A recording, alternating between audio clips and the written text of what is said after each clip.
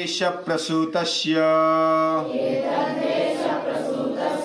सकाशादग्रजन्मनः स्वं स्वं चरित्रं शिक्षेरन् पृथिव्यां सर्वमानवाः।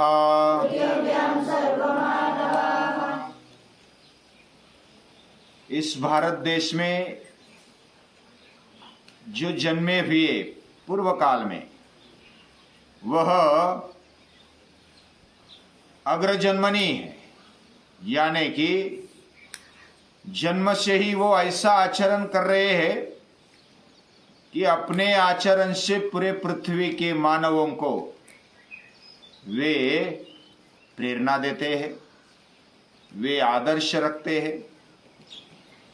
ऐसा चरित्र रखने वाले हर एक व्यक्ति, कुछ काल ऐसा था भारत देश में, ऐसे लोग हुआ करते थे। हर एक व्यक्ति महापुरुष जैसा आचरण करता था।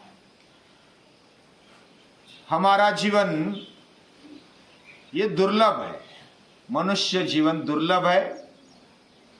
ये समझते हुए वे लोग ऐसा आचरण करते थे। मानवीय जीवन विशेष है, उसके पास विशेष बुद्धि है, विशेष धर्म का वो पालन कर सकता है। और आज की तारीख में भी भारत की ओर सभी देशों की नजर है और भारत वैसा दिख भी रहा है। वह अभी पीछे नहीं रहेगा और सदा विकास की ओर बढ़ने वाला भारत आज दिखाई देता है। अपने मन में विश्वास जगने लगा है, आत्मश्रद्धा जगने लगी है और उस आत्मविश्वास के साथ प्रयत्न कर रहा है। और केवल अकेला चलने की होड़ नहीं, साथ साथ चलते एक दूसरे के हाथ में हाथ मिलाकर चल रहे हैं। चलने का प्रामाणिक प्रयास है। संगच्छध्वम संवदध्वम, ऐसी हमारी वेदों की गर्जना है, आह्वान है। और उसके आचरण पर, उनके विचारों के, वेदों के विचारों के आचरण पर भारत चलने की सोच रहा है। ये नया भारत का रूप अभी दिख रहा है। बहुत ही बढ़िया भारत जन्म ले रहा है। और ऐसे भारत को जो सब आपस में दैवी रिश्ता लेकर, कुछ भाई बहन का रिश्ता लेकर, भाई भाई का रिश्ता लेकर वो बढ़ रहा है, आगे साथ साथ चल रहा है। ऐसे नए भारत को वंदे वंदन करते हैं। यह देश ये कुछ विशेष है। इसका मतलब इस देश में रहने वाले लोग विशेष विचार कर रहे हैं। अपने जीवन में, अपने जन्म से लेकर मृत्यु तक गौरव रखते हैं अपने देश के प्रति, अपनी संस्कृति के प्रति, और अपने देश को स्वच्छ और सुंदर बना रहे हैं। योग से आरोग्य केवल शारीरिक लेवल पर ही नहीं, वो मानसिक लेवल पर, बौद्धिक लेवल पर और आत्मिक लेवल पर भी वो स्वस्थ हो रहे हैं। ऐसा आरोग्य पाने वाले बहुत सारे महापुरुषों ने प्रयास जारी रखा है। और हम भी क्यों पीछे रहे, हम भी उनके साथ कदम से कदम मिलाकर चले और नए भारत को एक नया रूप दे दे, नया रंग दे दे, उसको बलशाली बनाए। बलशाली कब बनेगा? हमारे आचरण से, हमारी कर्तव्य दक्षता से वो बनेगा। हम जब कर्तव्य दक्ष रहते, मेरे लिए मेरे कुटुंब के लिए, मेरे समाज के लिए, मेरे देश के लिए, मेरे संस्कृति के लिए, मेरे विश्व के लिए मैं क्या कर्म करना चाहिए, कैसा कर्तव्य करना चाहिए, ये सोचकर वो कर्तव्य दक्ष रहते हुए वह आगे बढ़ रहा है। और केवल इतना ही नहीं, मैं कर्तव्य दक्ष हूं, दूसरों का हाथ लेकर उसको भी कर्तव्य दक्ष कैसे बनाया जाए, ये विचार कर रहे। मैं अकेला चलूं, ये बात अच्छी है, लेकिन सभी को साथ लेकर चलो, ये बात उससे भी बढ़कर है। महापुरुष कहते हैं, अगर जल्दी जाना है और नजदीक जाना है तो अकेले चलो, फास्ट चलो, और कुछ लंबा जाना है, स्थिरता से जाना है तो साथ साथ चलो, बड़े लक्ष्य तक जाना है तो साथ साथ चलो।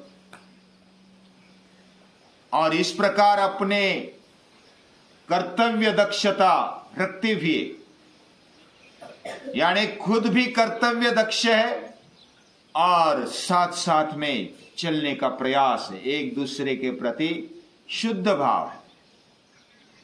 यानी कौन से भी जाति का हो, पाति का हो, कौन से भी धर्म का हो, पंथ का हो, लेकिन मानवता के प्रति, देश के प्रति, संस्कृति के प्रति अगर वो आदर रखता है तो वो अपना है।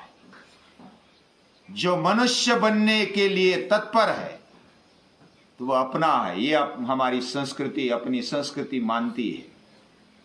और इस प्रकार वो बलशाली भी बन रहा है, योग से आरोग्य मिल रहा है, और अपने कर्तव्य दक्षता से पूरा देश स्वच्छ हो रहा है, भौतिक दृष्टि से स्वच्छ है, और मानसिक दृष्टि से, बौद्धिक दृष्टि से, आत्मिक दृष्टि से वो स्वस्थ हो गया है, हो रहा है।